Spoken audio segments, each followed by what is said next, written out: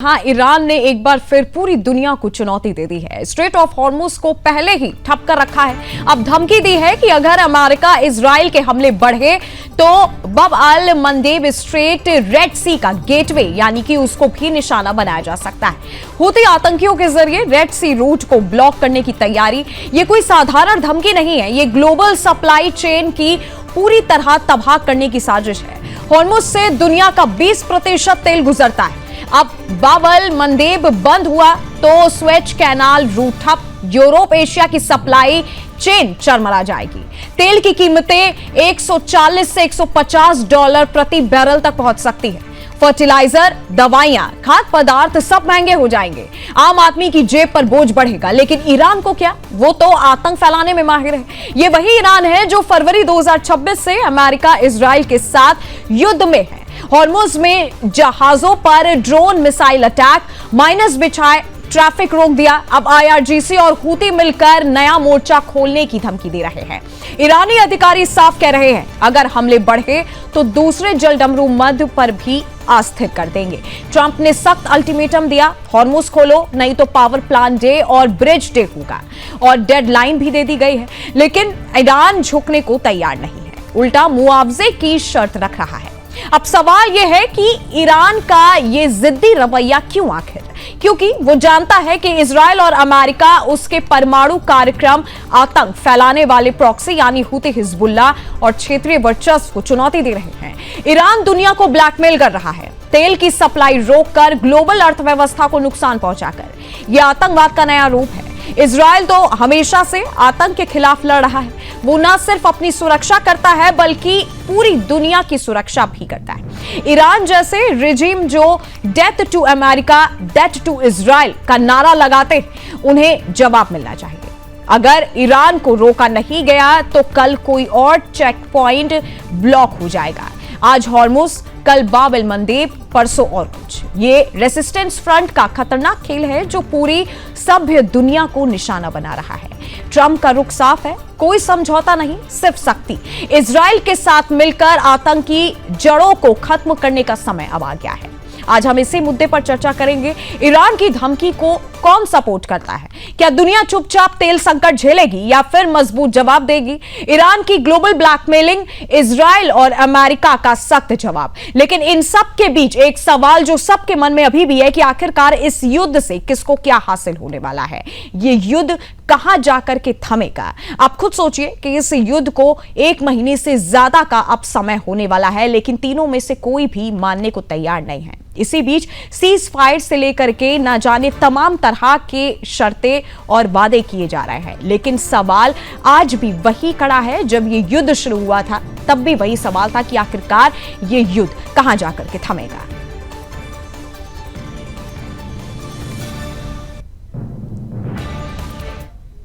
और मेरे साथ इस चर्चा में गेस्ट जुड़ चुके हैं, रक्षा विशेषज्ञ जुड़े हैं कमांडर भूषण धीमान जी, और साथ ही राजनीतिक विश्लेषक सुरेंद्र स्वामी जी जुड़े हुए हैं। आप दोनों गेस्ट का बहुत बहुत स्वागत है मेरे साथ इस चर्चा में। और सीधे सबसे पहले रक्षा विशेषज्ञ के पास में जाना चाहूंगी। कमांडर भूषण धीमान जी, जिस तरीके से युद्ध लगातार चलता आ रहा है, अब क्या ईरान की सोची समझी साजिश है जिस तरीके से उसके तरफ से बयान आ रहे हैं, और खासकर समुद्र रास्तों को निशाना बनाना? क्या प्रतिक्रिया देंगे आप? नंदिनी जी, बात तो ये है कि अटैक तो अमेरिका ने किया है ना ईरान पे। मेरी समझ में ओमान में, जेनेवा में बातें हो रही थी, बातों को बातचीत को छोड़ के, और अमेरिका ने अटैक किया 28 फरवरी को, और उनके अयोध्या को निकाल दिया और जान से मार दिया। उसके बाद 34 टॉप लीडर्स को मार दिया। तो सवाल ये है कि ये नहीं कहा जा सकता कि ईरान ने मतलब खाली चीज को बढ़ाया है। शुरू तो अमेरिका ने किया है। गर्ल्स स्कूल को, ब्रिजेस को, यूनिवर्सिटीज को अटैक कर रहा है वो जी। क्या चाहते हैं? ईरान चुप आंख मूंद के, हाथ बंद करके बैठा रहे? 2500 साल पुरानी सभ्यता है, एशियन सभ्यता है। ये घुटने यूरोप नहीं है, ये घुटने पे आने वाले नहीं इन बातों से। तो ताली 2 हाथों से बजती है। ठीक है, अक्टूबर 23 में बिल्कुल उन्होंने टेररिज्म को बढ़ावा दिया, हमास के हवाले से, हिजबुल्लाह के हवाले से। उसकी मार उनको पड़ी, और 2025 में भी काफी पड़ी। ट्रंप ने ये भी कह दिया है कि ये हमने तो न्यूक्लियर साइट लास्ट ईयर ही कह दिया था, न्यूक्लियर साइट उनका तबाह कर दिया है, अभी फिर से क्या कर रहे हैं? तो देखिए, ये नहीं होता है कि एक ही तरफ से। आपने बड़ा अच्छा बोला नंदिनी जी, आज वो बबल मांडेप को बंद कर देगा ईरान, कब करेगा? जब अमेरिका एक और वार करेगा तो ईरान उसके बदले में करेगा। अमेरिका जब क्या करेगा, पावर प्लांट को, ब्रिजेस को उड़ाएगा, और हो सकता है डीसैलिनेशन प्लांट्स को उड़ाए, उसके लिए क्या करेगा ईरान? ईरान जो गल्फ जीसीसी कंट्रीज है, पर्शियन गल्फ के पश्चिम में, ऊपर से कुवैत से आप आए, कतार, बहरीन, सऊदी, दुनिया भर की, तो इनके ऊपर भी अटैक, इनके भी पावर प्लांट्स, बिजली और पानी, पावर प्लांट्स तो इंडस्ट्रियल प्लांट खत्म करेगा ना।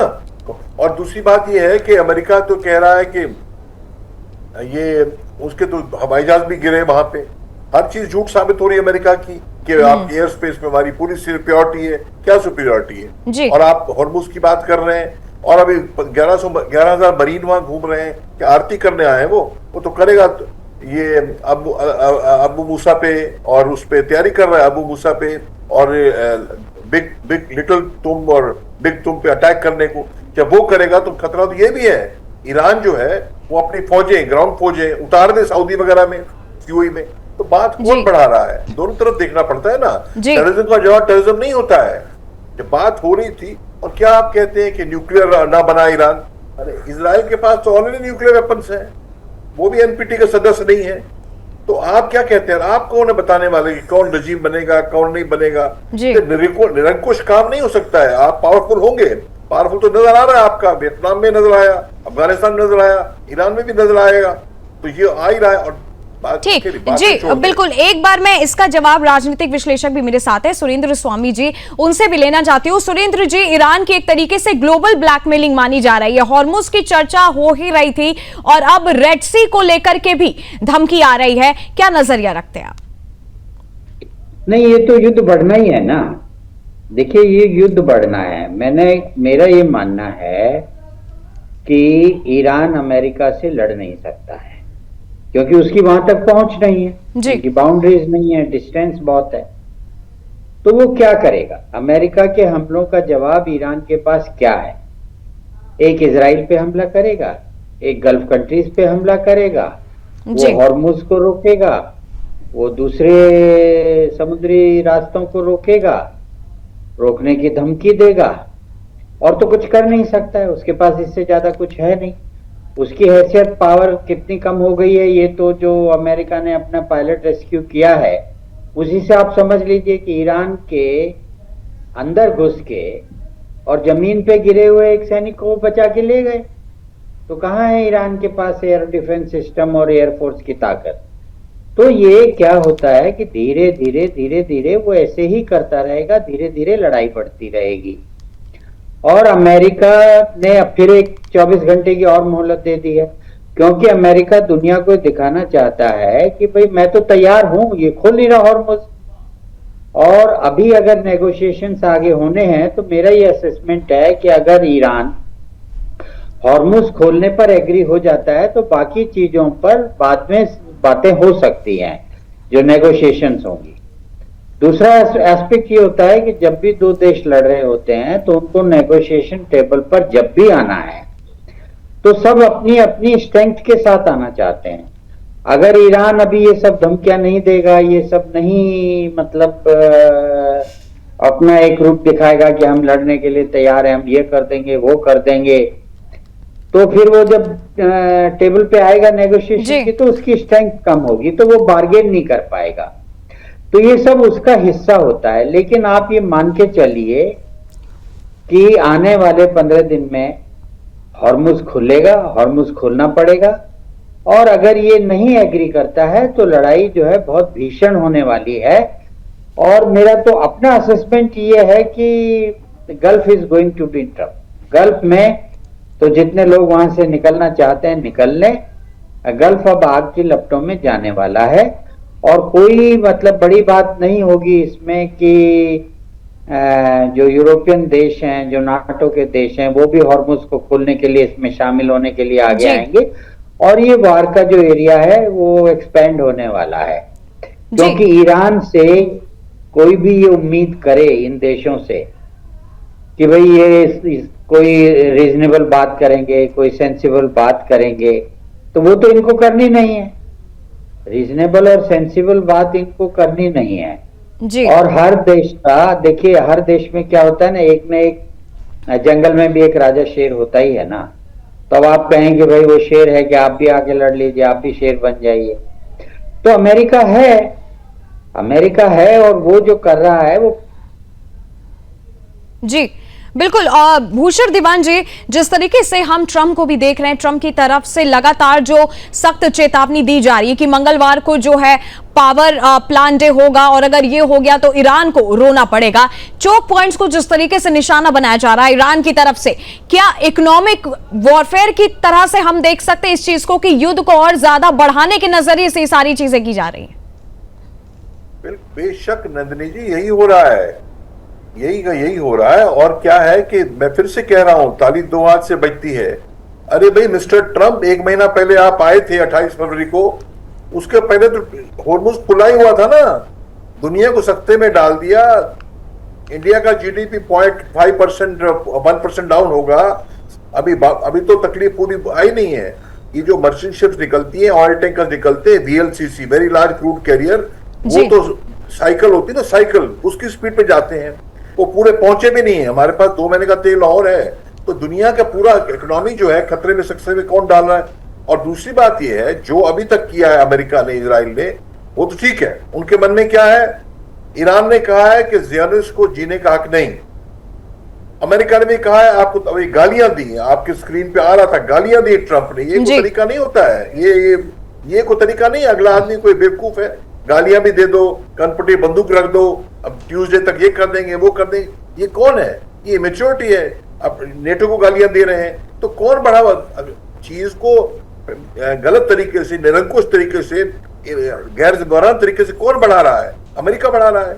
तो ये तरीका नहीं है। और दूसरी बात ये देखिए ना, अभी आप जो कह रहे हैं कि मानता हूं बाबल मंडप बंद कर दिया, तो आपको पता है यूरोप का पूरा ट्रेड खत्म हो जाएगा। क्योंकि यूरोप से जो एशिया के साथ ट्रेड होता है, एशिया माने जापान, चाइना, इंडिया, कोरिया से ट्रेड होता है, वो जाने का एक्सपोर्ट भी और इंपोर्ट भी बाबल मंडप से आता है। वो जाना शुरू कर देगा, अफ्रीका के, साउथ अफ्रीका से जाएगा। इतना बड़ा अफ्रीका को इतना डाइवर्शन, कितना महंगाई बढ़ेगी। तो दोनों को जिम्मेदारी से खड़ा होना है। और ये तो आप इतनी दादागिरी करेंगे, आज अमेरिका करेगा दादागिरी, वो कल को तो इंडिया में भी कर सकता है जी। भाई आप सुपर पावर का मतलब क्या है? निरंकुश होंगे, कोई कानून नहीं है, जिसकी लाठी उसकी भैंस है। गलत काम है तो भाई, तो आप भी तो कर रहे हो। ये कह दो हमारे पास बंदूक है, हम कुछ भी कर देंगे। अभी देखिए 2000 मिसाइल्स, बैलिस्टिक मिसाइल्स इनके पास, ईरान के पास अभी है, वो लड़ते रहेंगे। और रूस और चीन, ये समझना चाहिए एक लीडर को, ट्रंप एक लीडर है, ग्लोबल लीडर है, कि रूस चीन इसमें घुसेंगे तो और चीज प्लेयर अप होगी। वो उनको सपोर्ट कर रहे हैं रूस चीन अभी भी, और उससे क्या होगा? बात बढ़ती जाएगी। ये ना समझे रूस के अमेरिका सुपर बिल्कुल जी। भूषण जी, मुझे आपको यहीं पे रोकना पड़ेगा, समय जो है कम है मेरे पास, और इसीलिए मुझे इस चर्चा को यहीं पे रोकना पड़ा है। आप दोनों गेस्ट का मेरे साथ जुड़ने के लिए बहुत बहुत धन्यवाद। और फिलहाल सवाल जो मैंने सबसे पहले कहा था वो यही है कि आखिरकार ईरान की ये ग्लोबल ब्लैकमेलिंग का खेल कहां तक जाएगा, और आखिरकार जिस तरीके से ट्रंप की तरफ से लगातार चेतावनी दी जा रही है, ये खेल कहां जाकर के थमेगा। फिलहाल इस चर्चा में अभी के लिए बस इतना ही। बाकी देश और दुनिया की तमाम बड़ी खबरों के लिए आप देखते रहिएगा सुदर्शन न्यूज।